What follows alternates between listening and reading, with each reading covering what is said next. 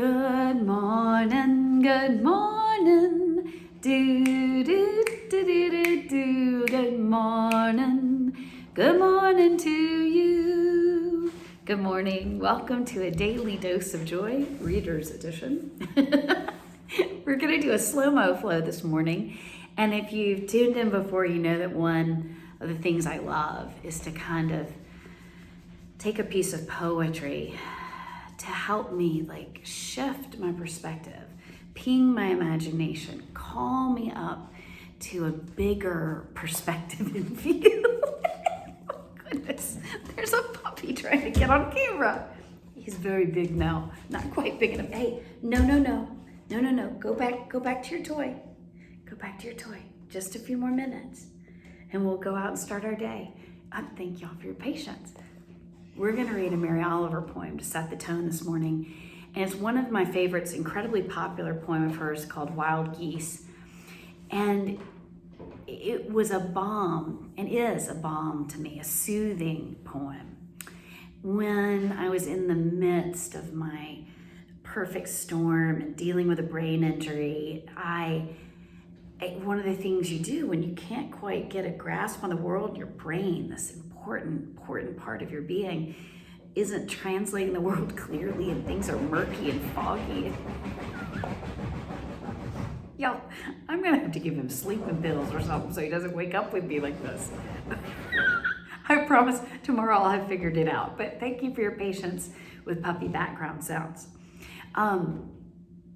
Which is sort of the opposite of this feeling that I would have, which was profound loneliness, profound sense of isolation and withdrawal from the world. Pardon us, he's up to his shenanigans.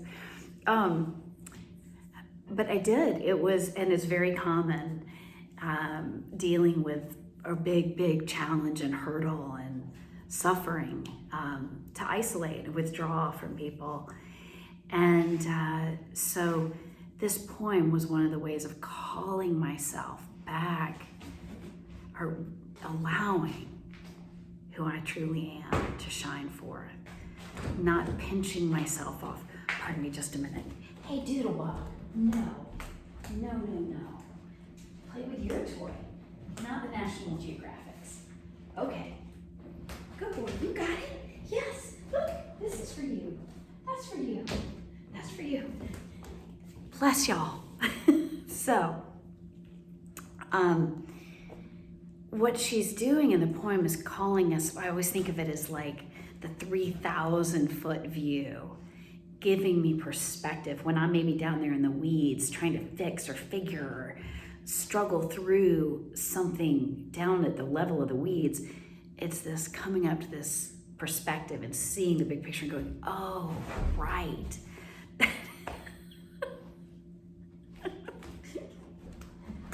No. Yes, good boy. Okay. Coming back to that big perspective so that the little things like dog shenanigans don't capture my focus. My heart can still be full and flowing with this bigger perspective of what I truly am, what I'm really connected to. And I hope you can find some of that resonance in this poem. And then we'll go into 5 minutes of stillness and as much quiet as the puppy will allow. But that can also be a point of focus to help us just go deeper into the stillness and quiet. Here's this Wild Geese by Mary Oliver. You do not have to be good. You do not have to walk on your knees for 100 miles through the desert repenting. You only have to let the soft animal of your body love what it loves. Tell me about despair, yours, and I will tell you mine. Meanwhile, the world goes on. Meanwhile, the sun and the clear pebbles of rain are moving across the landscapes, over the prairies and the deep trees, the mountains and the rivers. Meanwhile, the wild geese, high in the clear blue air, are heading home again. Whoever you are, no matter how lonely, the world offers itself to your imagination. I'm going to reread that line. Whoever you are, no matter how lonely, the world offers itself to your imagination, calls to you like the wild geese, harsh and exciting, over and over, announcing your place in the family of things. I'm going to read that last bit again because I'm a wild goose. I am calling to you every morning, calling and reminding those little mirror neurons inside of you to line up and wiggle with all this goodness that is dumped over our heads every day. And encouraging and calling over and over again that we are a part, we are connected, we belong. And it's just a little glitch in our brain and a little glitch in our brain chemistry, and we're changing it with these joyful habits day by day. Okay, Wild Geese by Mary Oliver. I'm gonna read the whole thing again. You do not have to be good. You don't have to fix this or get it right. You do not have to walk on your knees for 100 miles through the desert repenting. You only have to let the soft animal of your body love what it loves. Allow ourselves to love, to look for love, to look for joy. Tell me about despair, yours, and I will tell you mine. Life happens. Meanwhile, the world goes on. Meanwhile, the sun and the clear pebbles of the rain are moving across the landscapes, over the prairies and the deep trees, the mountains and the rivers. Meanwhile, the wild geese, high in the clear blue air, are heading home again. Whoever you are, no matter how lonely, the world offers itself to your imagination. The world offers itself to your imagination. It is there to spark our imagination, our inspiration, our connection. Calls to you like the wild geese, harsh and exciting, over and over, announcing your place in the family of things. Your place, announcing your place in the family of things. We belong, we belong, we belong. I am not alone, you are not alone. We never were. We're allowing in our awareness of our place in the family of things. Let's just sink into that knowing, or just even the curiosity about that possibility. Start to slow down, letting go of thought, maybe focusing on a sound in the distance.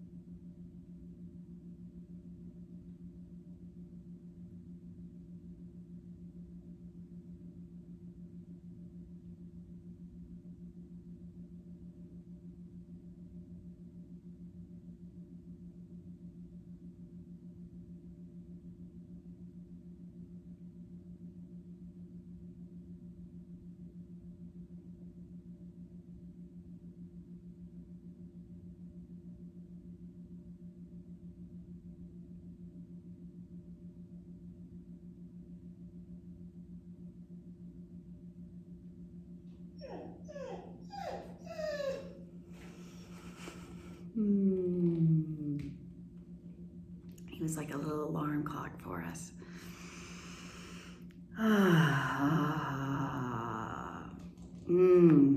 Wow. Thank you for being here with me this morning. Let's take 3 solidarity breaths.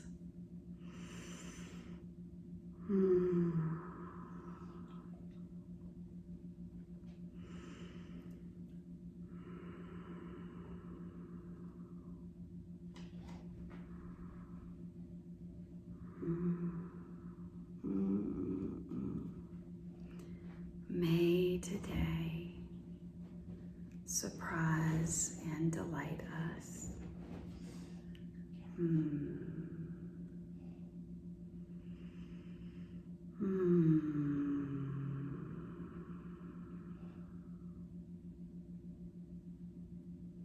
I look forward to seeing y'all again tomorrow. Bye.